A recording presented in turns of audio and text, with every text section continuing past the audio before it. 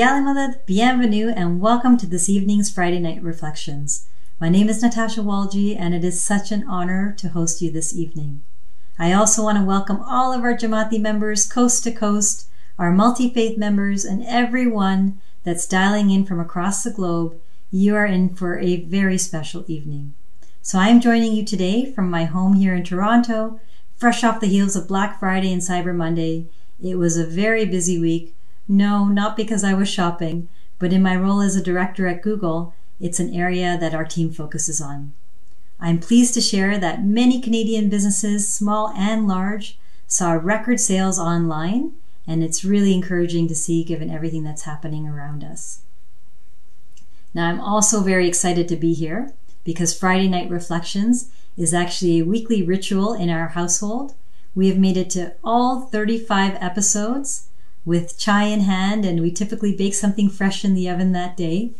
And the only person that gets more excited about Fridays than I do is my daughter Sophia, and she's 4 years old and often talks about it in her kindergarten class. So tonight she has no idea that I'm hosting, and I cannot wait to see her reaction when she finds out. Now, I know the next question you all have top of mind is, what am I drinking tonight? Well, thank you for asking. I have a lovely cup of chai here. It is a organic Kashmiri green chai. I drink it on a daily basis.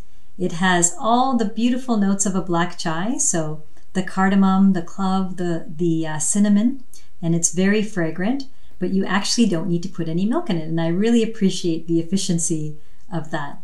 Now, I've paired my chai tonight with a freshly baked cinnamon roll drizzled with maple syrup, and I know that's very Canadian, and that some of you are thinking, the other hosts brought things like naan katai or tepla.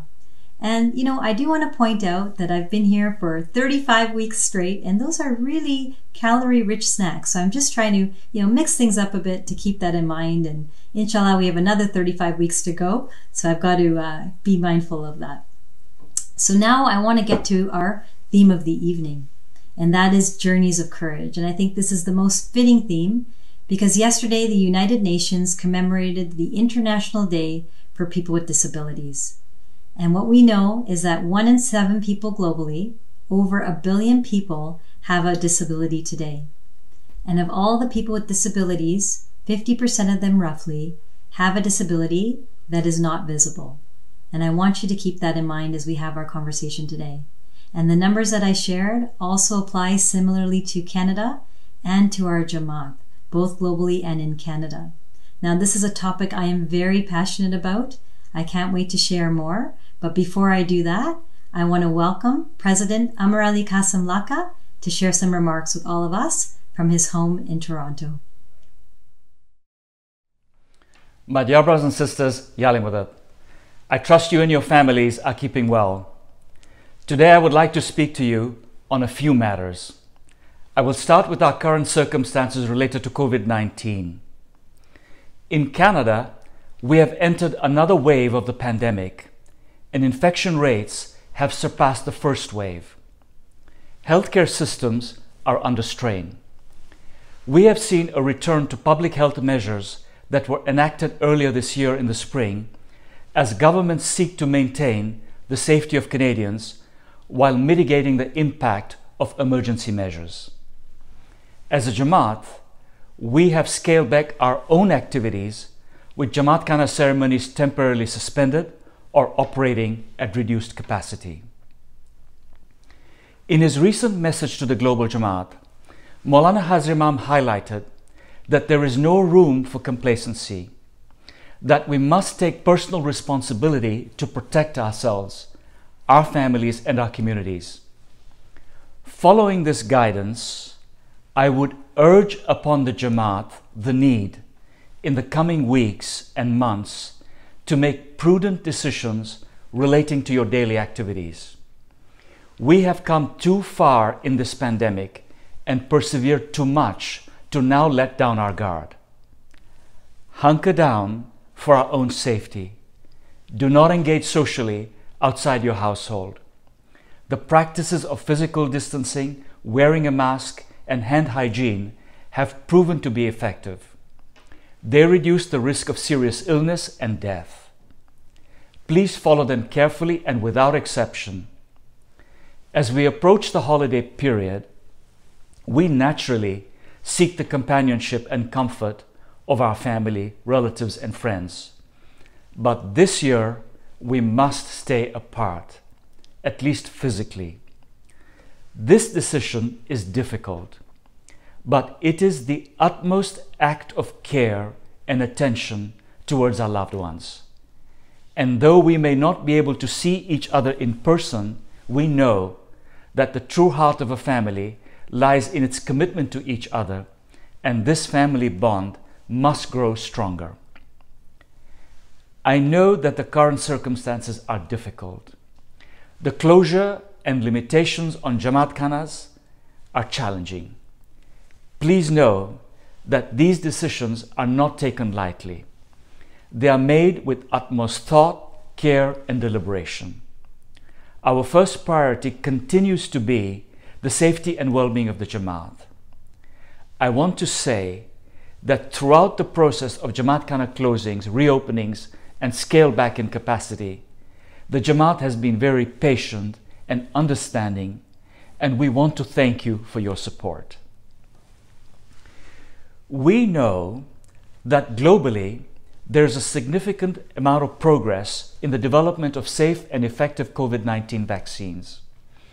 Researchers are testing 55 vaccines in human clinical trials, and at least 87 additional vaccines are in the early stages of development. In the past few weeks, we have learned that 3 of these vaccines have shown promising data, 2 of which have been approved for use in the United States.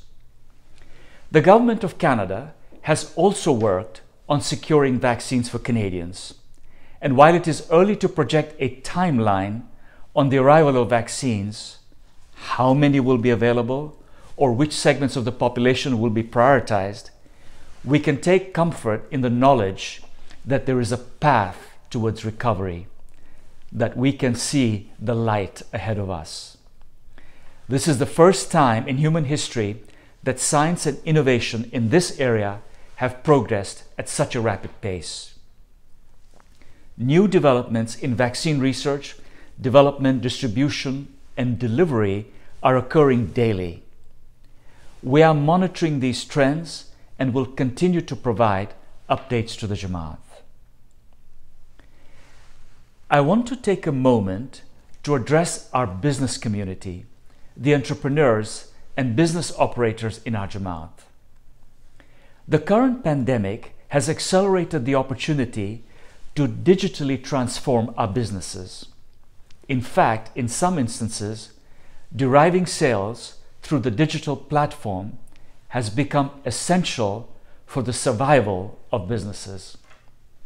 The Jamaat institutions, together with Digital Main Street, Google, and Shopify, are offering comprehensive supports to Jamaati business owners interested in digitally transforming their businesses in response to the COVID crisis.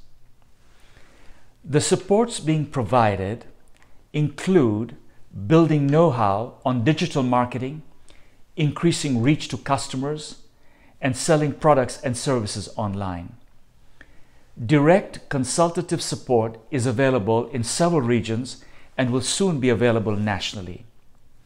We encourage Jamaati business owners to take advantage of these resources to expand your reach to customers in these difficult times.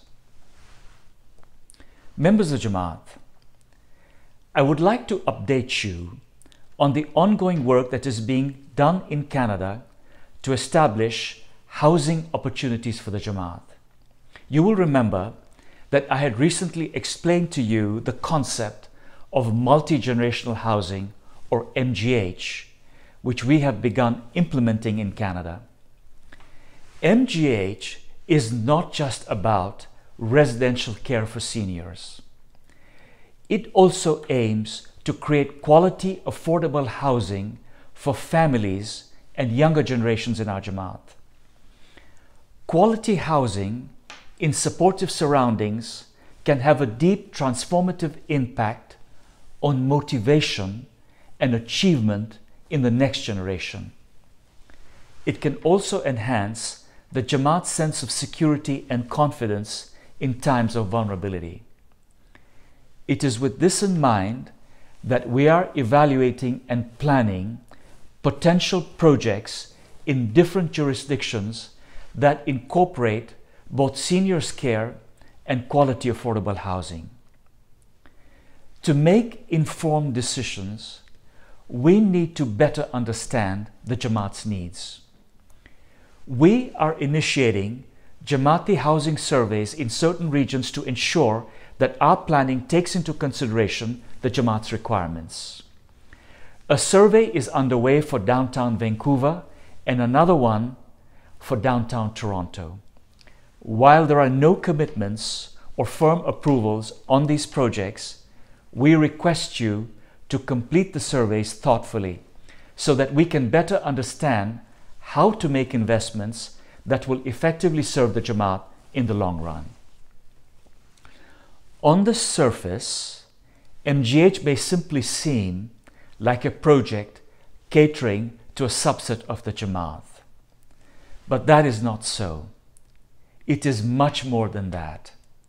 These are spaces for all of us. These are exciting projects for the Jamaat that, inshallah, will allow us to come together and enjoy experiences together, be it recreation, food, education, housing, arts, culture, and more. Therefore, in completing the surveys, share your ideas with us.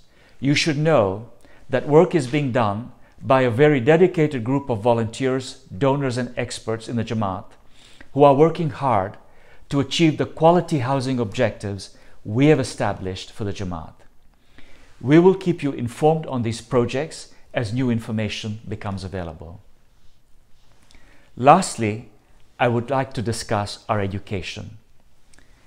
With the increasing rates of COVID, more schools are going online. We know that while there are many interruptions with schools, it is important that children continue learning at home. We have seen studies suggesting that children may be falling behind in their reading and math by up to a year. So I say to the parents and caregivers in our Jamaat, please ensure your children are supported, not falling behind in their math, science, literature, and art, and that they are reading constantly. Talk to them and help them understand the events of the world we are living in today. For newly arrived immigrants, I want to remind English and French language fluency is the key to successful settlement, academic success, career progress, and economic strength. This is an important time in our lives to strengthen the foundation of our future and of the next generation. Members of the Jamaat, tonight's program is about celebrating resilience and courage and a reminder of what we can accomplish in the face of challenges. Let us move forward in this spirit. While these are difficult times, there is reason for optimism. Let us stay the course and we will get through this pandemic together. If anyone is feeling anxious or stressed, remember that we are here to support and care for you. Call the access line. Call our Mukhi Kamriyas, our Mukyani Kamriyanis. We want to hear from you. Thank you and Khuda Hafiz. Thank you, President Saib, for your insightful remarks and for reminding us that hope is on the horizon. That's such an important message for all of us to hear. Now we're going to shift gears and talk about the topic of the evening. As I mentioned, it's something very dear to my heart. And the reason for that is because I had the great honor of co-founding a program called SKIP in 2009. Now, the way we founded it was kind of by accident. I was walking along the water with a friend on a sunny summer afternoon in Toronto and happened to attend a barbecue at the Ontario Disabled Sailing Club. Now, I had many interesting conversations that day, but I also met the leader of the club. And she basically shared with me all the activities that they do. And what they did was they actually helped people with disabilities and children and their caregivers go sailing on the water with a volunteer skipper. And a skipper helps navigate a sailboat. And so now you can get a sense of how we originally got inspired to call the program SKIP, and it's held true for all these years. So sure enough, she shared that with me, and she shared that they often host communities. So I asked if we could have a day, and so we booked it. And then I went home that day and I called every Sevadari I knew in our Jamaat, and I asked them if they could help find families that could benefit from that program. I led the program for about 5 years, and I'm so pleased to share that today the program still exists, and they've expanded the program with the regions to most cities across Canada. And that's so lovely to hear that they've been able to do that. Now, that program, when we started it, was very much inspired by Hazrat Imam's emphasis on pluralism and improving quality of life during the Golden Jubilee. And we know those are still very important topics and ongoing points of emphasis. And one of the things that Maulana Hazrat Imam really emphasized during Golden Jubilee was this concept of beneficiary engagement. And that's really about engaging the communities that you serve to help them shape what you do. And I think that was one of the reasons why SKIP was so successful, and we were able to scale the program to what it is today.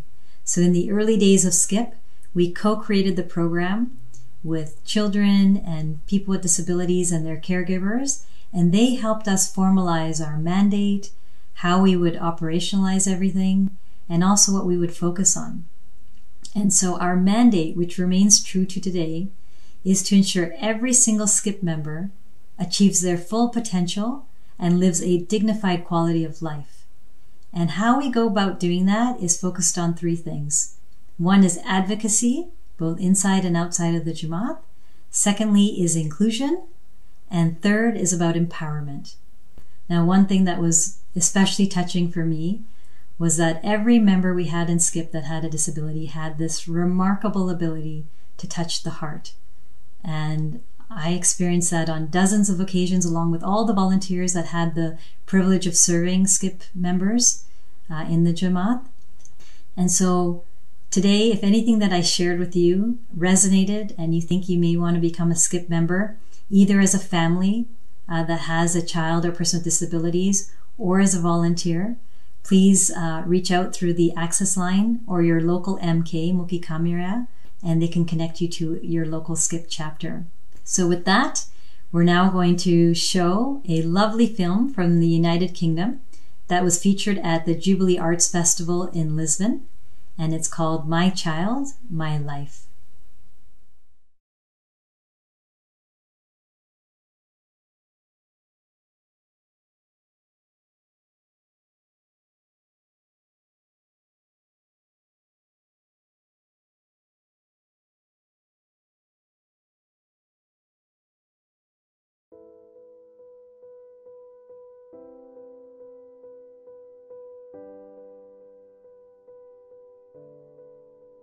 Well, it started with mountains crashing down, to be honest. He used to cry often. It didn't seem right. We just had this word hydrocephalus, and we just rushed to the hospital. We have 4 chambers in our head. Liquid flows from one to the other and then exits the head. In Rafet's case, the passage between the third and the fourth was blocked, and that was causing problems. And that meant that the surgeons had 2 options: either to bypass, put a shunt, or to go in the brain and unblock, which we weren't in favor of. It wasn't recommended anyway. So obviously, naturally, having an operation and a baby so small is quite worrying. But at the same time, I thought, okay, you know, if he's going to hospital, hopefully now that they've found out whatever the issue is, you'll have the operation and then we'll go home and then we'll just get back to normal. We went back into hospital for a checkup, and they've said, unfortunately, the surgery was not successful and we're going to have to operate again. So that was a big shock. I always used to think at the back of my head, I really don't want to go back to the hospital again. Unfortunately, after surgery number 2, we went 3 months down the road and the same thing happened again, and I just couldn't believe it. I just thought, there's a certain point where you just think, okay, this is enough, but then it happened again. So 6 months down the line, we went back 3 months on just for a random eye appointment. I was crying and crying, and then we just decided to just go next door to A&E. When we got there, they just said, he's really not looking good at all. We need to get a CT scan. And they said, look, he just needs to be at hospital. The hydrocephalus has returned and it's not looking good. And unfortunately, it was the 21st of March, which was Navroz. And I just couldn't believe, I just didn't know what to do. It was just, I thought that was the last of Rafi, really.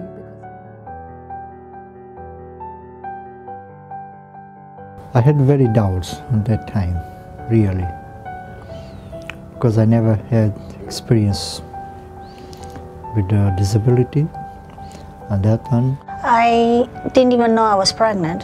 After 4 months, I found out I was pregnant, and then when I got the diagnosis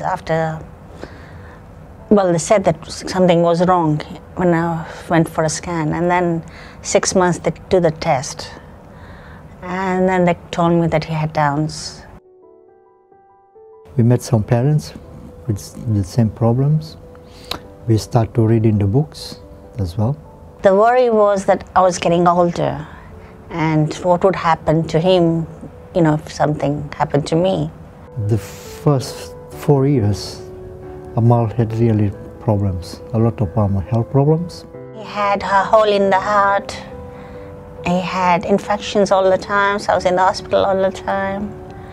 And then when I did that, people used to say, see, we told you. And it was really hard on that time. But shukar, we managed. We keep going on and on. So when I was expecting, I did not know that they had Down syndrome, because I thought it was a blessing from God that I'm expecting, first of all. And then, so I didn't know. And then when they were born, and nobody knew at that time as well, the doctors did all their muscle tone, tests and everything, and they couldn't recognize that they had a problem. So it baffled the doctors because the results came out positive that they both had Down syndrome. Then all the checks started, and then both the girls were found to have heart murmur. Zara had a small little murmur.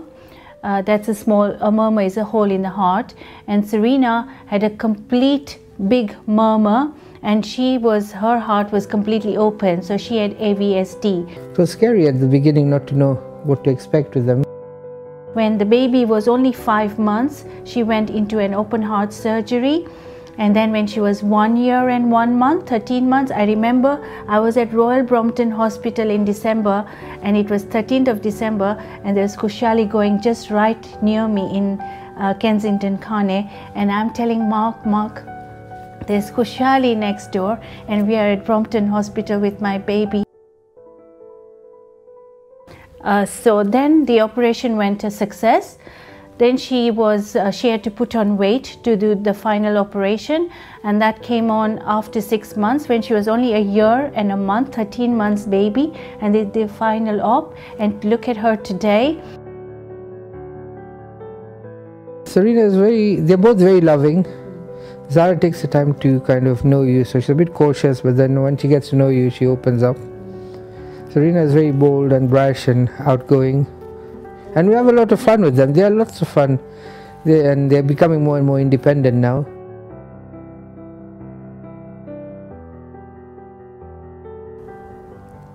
I think it would be our eldest who's paid the price, because she received least of the attention out of all the situation. Obviously, the first year is the year when kids learn to sit up, to walk, to crawl, and then eventually go to walk. But for Rafi, unfortunately, things were quite slow. He didn't feel he was equal to other kids. And then he was getting bullied.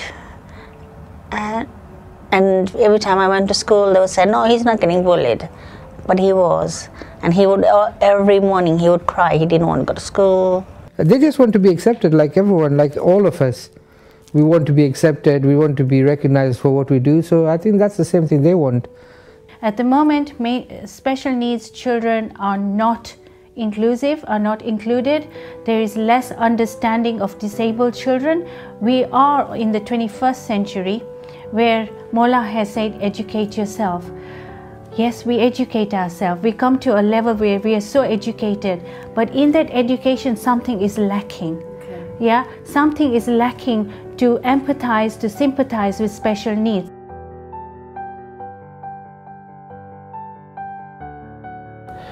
Look, nobody's seen future, and with children, it is almost like a lottery. You don't know what's going to come out. It can be a girl, it can be a boy, it can be a varied capacity, capabilities. There's a whole wide spectrum of things that can come in. And once you, as a parent, you start your family planning, you have to be ready for these things. What I've learnt over time is you have to get your hands dirty. Although there is support through, NHS and schooling system, if you really want to make progress, then you need to do all your research. I think if you got the patience and you got the love inside you, then your kid is going to be fine. But if you resent the child for having special needs, or you don't have the patience or the love for them, the child is going to suffer. I think you just need to contact other parents in a similar situation and talk to them, because that will alleviate sort of some of your fears. And talk to that child.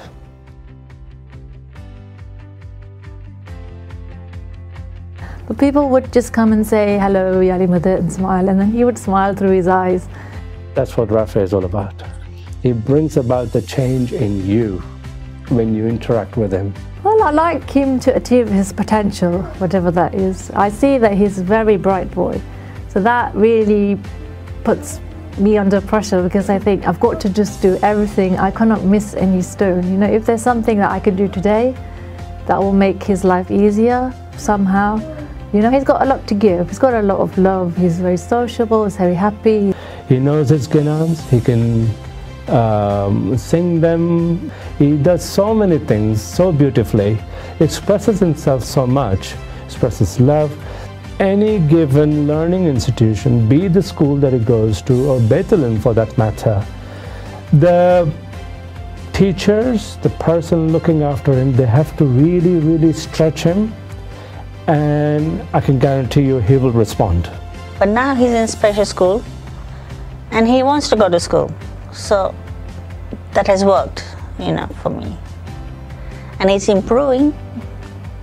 He's reading, he's doing maths, he likes playing basketball, he plays tennis, he plays table tennis. At the moment, he's into music, so hopefully we'll get him there. You'd be surprised, if Serena, if I tell her let's go horse riding, she'll jump on the horse or camel or anything. Zara will wait and see us going and see how it is and be a bit scared. But they've done zip lining, they've done all sorts of things, and they just throw themselves in. So it's good they're brave, and I don't want anyone to say they can't do zip lining because of their conditions. You probably have the worst days, like, with all your other material stuff in your life and all that. And that, as soon as they come home from school and the smile they give you, it just, removes all the other stress that you have, and it just brings that happiness. And look at the potential Down syndrome children have. They have so much potential. I mean, my girls, I'm really proud of them. I can see them working in supermarkets. I can see them working in hairdressing salons. I can see my children working in hospitals, right? They could fit in anywhere. So there are challenges, but there are lots of positives. I want to be a teacher. Oh, you want to be a teacher? I want to be a chef. Chef. What type of, can you show us how you will cook when you're a chef? I'm going to cook pizza. How do you make pizza? I'm going to do it in a frying pan. Frying pan? Are you going to flip it? No, you need naan bread. Naan bread. You put tomato sauce, then you put cheese, then you put all kinds of toppings like chicken, meat and vegetables. It's so like that. Oh, yummy. What's your favourite pizza? Chicken spicy pizza. Mine is doubly nice. What do you want to do when you're older? Do you want to be a musician or a footballer? What do you want to be? Singer? Huh? Which one? Did you say footballer? Hello, my name is Harissa, and this is my brother Rafi. He's a very nice boy, and he likes to sing "I'm a Little Teapot" nursery rhyme song. And how does it go, Rafi? I'm a little. Sing it together. Teapot, your turn down. Here is my hand, and here is the spout. When you pull me over, hear me shout. It's tip. Be over and pull me out. Good. Yay!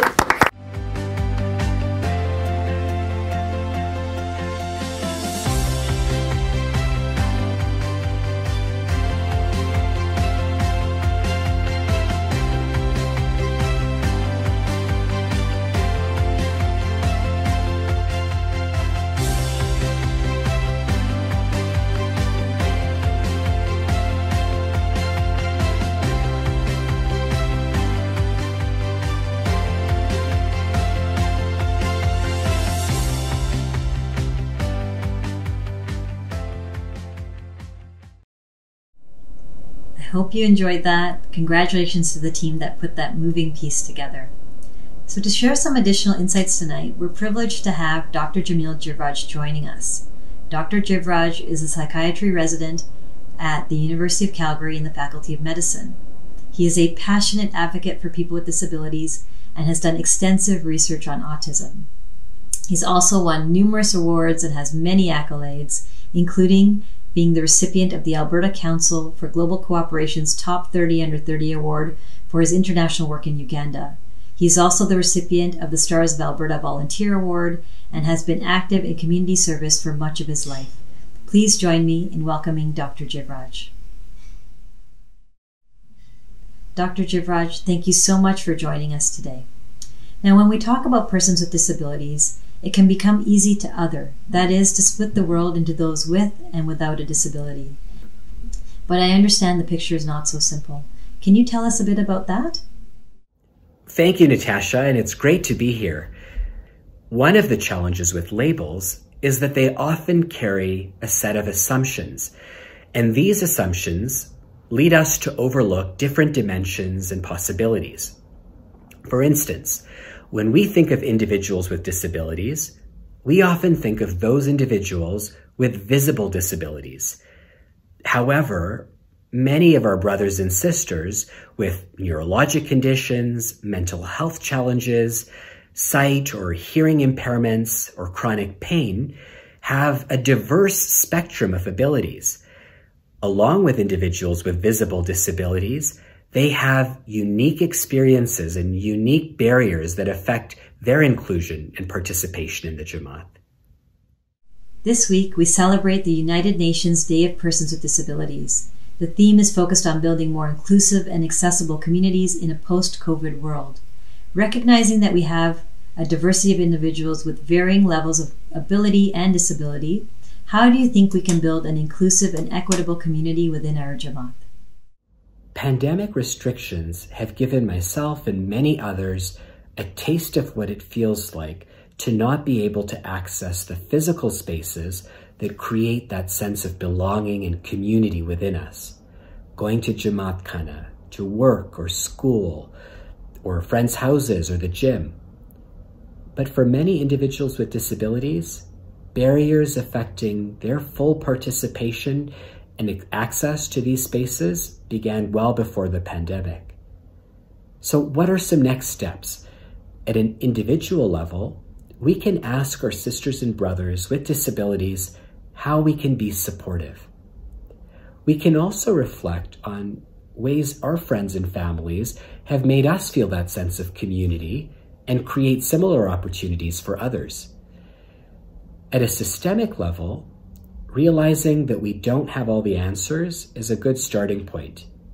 In order to better understand how we can make the Jamaat more inclusive, we need to create opportunities for individuals with disabilities and their families to be actively present at decision-making tables. Their perspectives should guide the creation of programs and the delivery of programs. With their guidance and consultation informed directly from their experience, we'll be able to understand unique barriers and build back better. That was excellent insight. Thank you so much, Dr. Jivraj. In our next feature, we will be sharing stories of hope and courage from incredible members of our Jamaat, sharing their own experiences. Shaina was born way earlier than what she should have. She's born less than 30 weeks with a very low birth rate. When I took her to the doctor, it was very hard and very unbelievable to hear that she was part of CP, cerebral palsy. We could see her changing when she started going to preschool. She would always question me, "Mom, why am I using this equipment?" She had a walker to start with. She was on a wheelchair. Then eventually she started using crutches. I still remember that day. I would always tell her that, "Shaina, you are lucky. You have to have 4 legs." We would always make her walker, her crutches to become her legs. And she would be very happy and she would say, "Oh Mom, I'm so lucky. Maula Papa has blessed me so much that I have 4 legs. People can run slow with 2 legs, but I can run faster." Some of my favorite things to do are swimming, reading, writing, playing the piano, horseback riding, being in ventures. I'm a first-year venture, being a Beavers leader, but most importantly, being a dua teacher. This is by far the most rewarding thing I've ever experienced. When I was younger, I didn't have the confidence that I do now because I thought, I have these physical challenges, I have these challenges, and I'll never be as good as anybody who has no challenges. But then I realized that everybody in life, whether they're visible or not, have their own challenges. But the important thing is how you adapt and you use those challenges as your strengths rather than your weaknesses. I would like to thank our Jamaat, with all these different programs they have for the kids, like First Time Ginan, Farman, Dua. And I think every time she went up on that mic, the Jamaat had always supported her. My hope today is that everybody is treated the same because we are all part of Allah's creation. My name is Eliza Chagpar, and I'm from Toronto, Ontario, Canada. I have a son, Kadeem, who's 6 years old and has a disability. He was diagnosed with a rare neurological disorder called Angelman syndrome. While disabilities bring on many challenges, Kadeem has always taught us to focus on the positive. Kadeem is a social butterfly with a smile that lights up any room. He loves to tell jokes and will tell them to anybody who will listen. Kadeem loves going to Jamaat Khana and having a sense of community. Everyone from downtown Toronto, Jamaat Khana, know Kadeem, and Kadeem knows them. A proud moment for us and for Kadeem was when he learned to walk and talk. The reason being is that when Kadeem was diagnosed, we were told by doctors that Kadeem may never walk or talk. But Kadeem defied odds with a lot of practice and persistence by taking his first steps in Jamaat Khana. For us, inclusion means celebrating everybody for all of their different abilities instead of excluding them for their differences. My name is Shamil and I live in Mississauga. So Shamil was born with spina bifida and he has got his first neurosurgery when he was just 6 hours old. And after that, he has gone through several neurosurgeries during the first year of his birth. I like reading books. I love playing video games with my brother. And I play wheelchair basketball for Cruisers. I'm most proud of being an ambassador for Friends of Weekend, an organization that raises funds for kids so that they can go to fully accessible camps. That really makes us really proud parent when we see him advocating for kids with disabilities and doing wonderful things. I've gone to many street events, had a great time, met some old friends, met some new friends, and I also got a chance to do many wars in different counties. The one thing that we have commonly seen everywhere is the lack of acceptance of accessibilities and the needs of special children. When I grew up, I wanted to study journalism and be a news anchor. My name is Jamil Jivraj. I am 26 years old. I live in Surrey, BC. I work for the Pepsi Cola and I volunteer for the city of Surrey. I've known Safir since 2008, since he came to Weekend Ismaili Camp. Safir became very quick friends with me and another close friend of ours, Ali Lalani, and he has been ever since.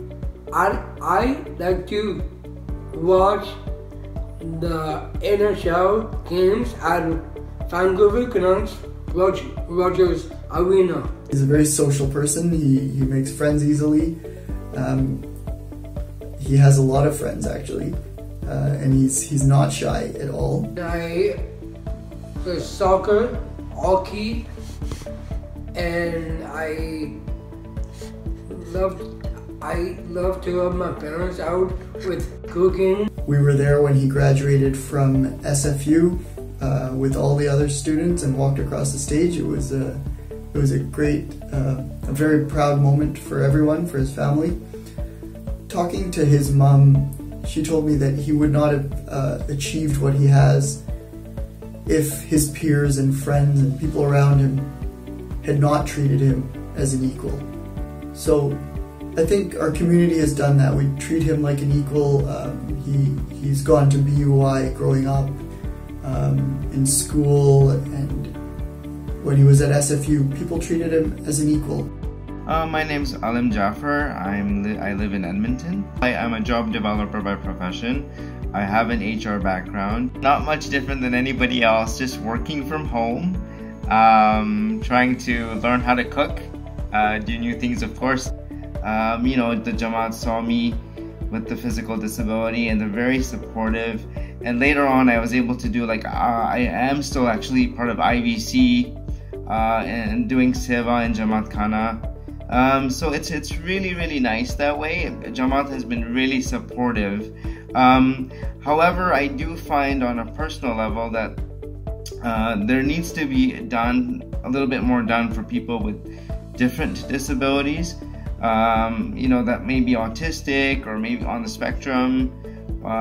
There needs to be a lot more acknowledgement for that accommodation for those disabilities. A couple of ways that our Jamaat can help us in this process.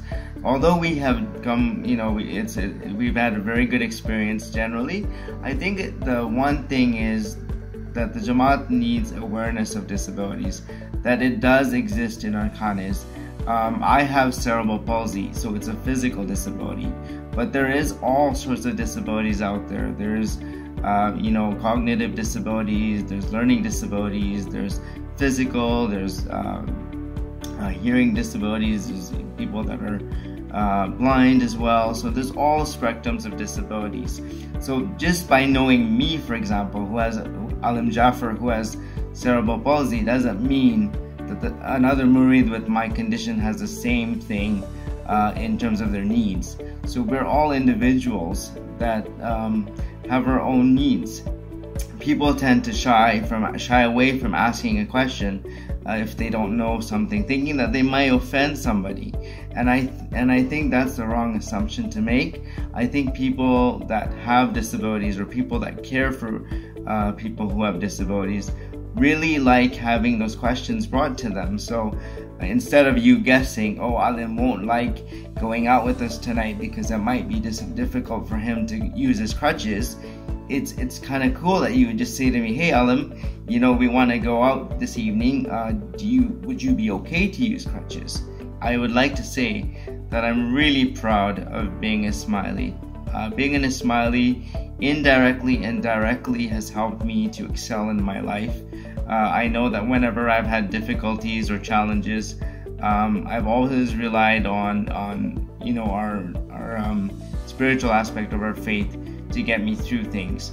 And in terms of materialistic, I've always been encouraged by our work that we do in our communities. We value education, and that kind of gave me the drive to kind of finish my education, and I graduated with distinction with a degree in Bachelor of Management. And obviously I would like to give credit where it's due, and that credit would also go to my mother, Tasnim Jaffer, and my grandfather, my grandmother, my grandparents, my family. They've all been kind of really supportive.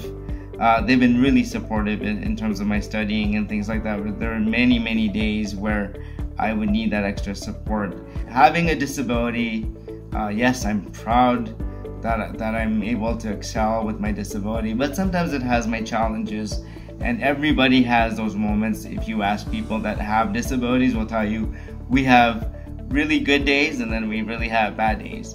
And on those bad days, you really need to be strong and have something or somebody to turn to. And I've been really fortunate that I rely on my faith quite a bit. No matter who I have as friends, or whether they have disabilities or not, I've never considered myself as a person who has a disability. And sometimes I do forget.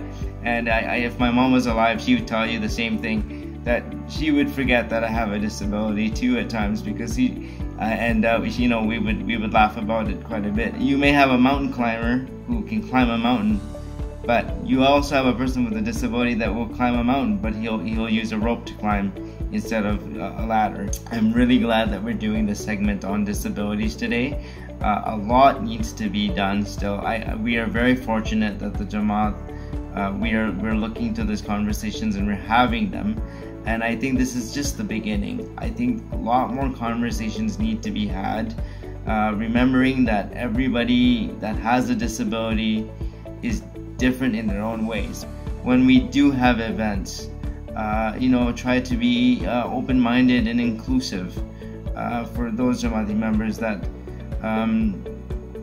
want to attend but need certain accommodations. So just to remember that even though I have a physical disability, there are a lot of my brothers and sisters that have other sorts of disabilities that need to be considered. But the main thing is, please is educate yourself, be open-minded with conducting a dialogue, and that's the best way to do it. I hope you enjoyed that. For me, it's a glimpse into why working with children and people with disabilities has been so inspiring. So before we head into our most loved, much awaited musical expressions, I have a few important announcements to make. Please remember that the burial plan drive is still open, and the due date is December the 30th. You can find this online at iicanada.com/burial plan. If you've missed past episodes, unlike me, you can now find them easily at iicanada.org/FNR. This is episode number 36, which is just unbelievable. Next weekend, I know, is a very special one for all of us as we celebrate our beloved Imam's 84th birthday. I know we can't commemorate in Kane, and for some of you that may be disappointing, but we've got an amazing weekend of special programming in store for all of you, and our volunteers are hard at work working on all of that to keep us all connected at home. Next Friday, we're going to have a Salagra edition of our Friday Night Reflections. There will be a quiz, a delightful children's segment. And on December the 13th, on Sunday, please make sure you join us for a special evening program entitled Salagra, celebrating our beloved Imam as we celebrate and honor our beloved Maulana Hazri Imam. We end our show tonight with a unique feature entitled Shabu Unstoppable. It's an uplifting story of one of our Jamaati members from Calgary and is brought to you by filmmaker Kareem Punja. This film was a finalist in the Jubilee Arts Canada Film Festival, and we're proud to showcase Kareem's work and bring it back today. And of course, we close off the evening with the most loved musical expressions. It was an absolute joy to host you today. Thank you so much for having me in your living room. I hope you enjoyed the show. I also wanted to wish you an early Kushali Mubarak to you and your family, and a Kushali Mubarak to my mom, my dad, my sister, and Sophia, my daughter, and wish all of you immense happiness, barakat, good health, stay safe out there, and Yali Madat.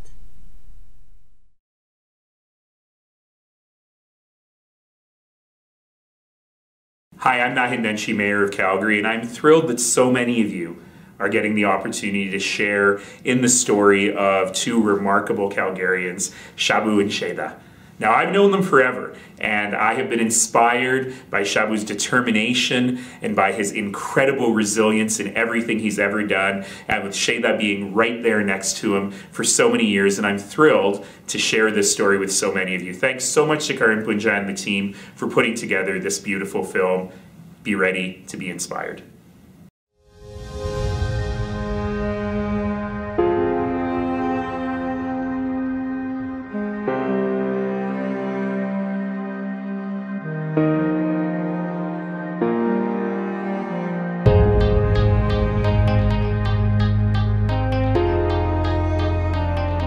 There is an inspirational quote that states, "The higher you climb a mountain, the more beautiful the view." Certainly, many individuals can identify with the vivid imagery that phrase evokes. But what if you cannot? What if you are visually impaired and your experience of the earth is created by what you touch, smell, taste, hear, and do?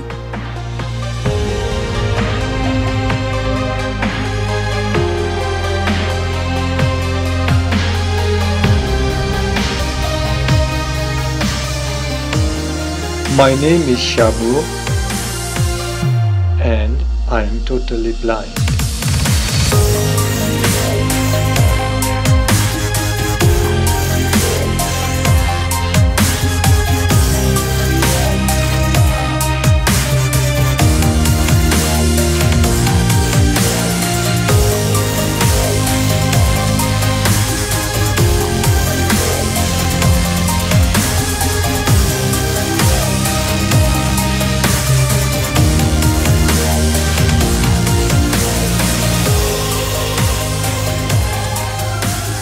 Shabu is the first totally blind Canadian to graduate from the University of Calgary with a bachelor's degree in computer science.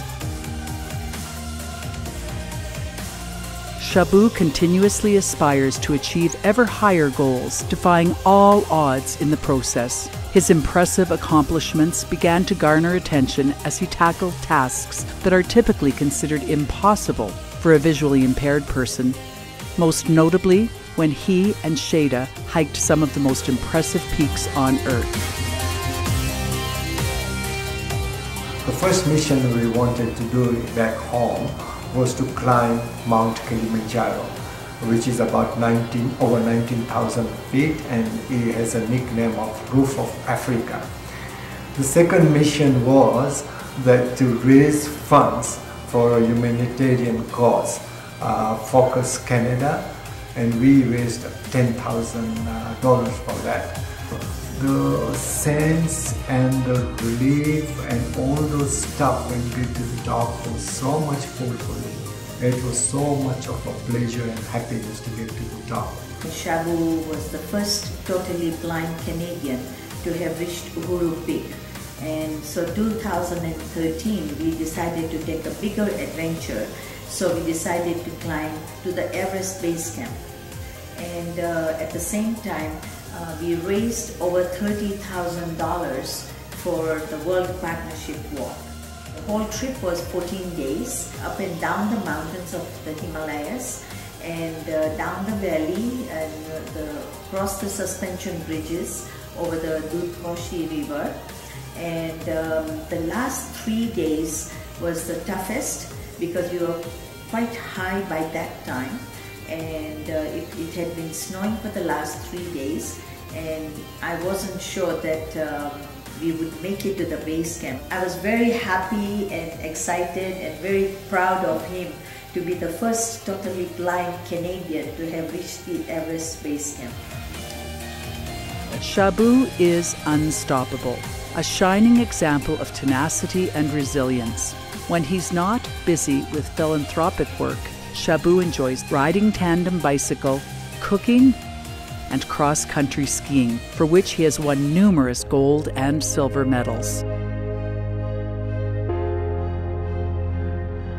The couple injects all their endeavors with laughter and fun. They exude kindness and compassion, as well as an incredibly alluring zest for life. Shabu and Shada live by example and demonstrate for all the philosophy that a physical disability is but a mere blip on your journey to reaching new heights.